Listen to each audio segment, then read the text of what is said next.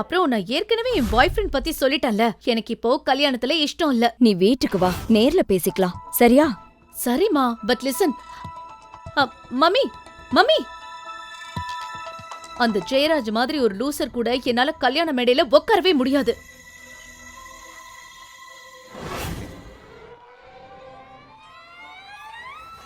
Hi, will you be my fake boyfriend? என்னது? இல்ல, சும்மா ஃபேக் பாய் ஃப்ரெண்டா வர முடியுமான்னு கேக்குறேன். ஃபேக் பாய் ஃப்ரெண்ட்னா என்ன? அதெல்லாம் அப்புறம் சொல்றேன். நான் ஒன்னும் உங்களை சும்மா செய்ய சொல்லல. உங்களுக்கு 5000 தரேன்.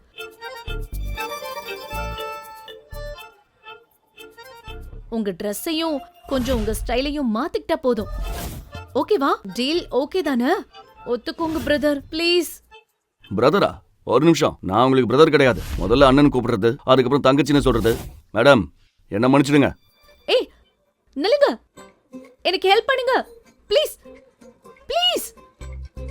சரி, இந்த ஃபேக் பாய் ஃப்ரெண்ட்னா என்ன?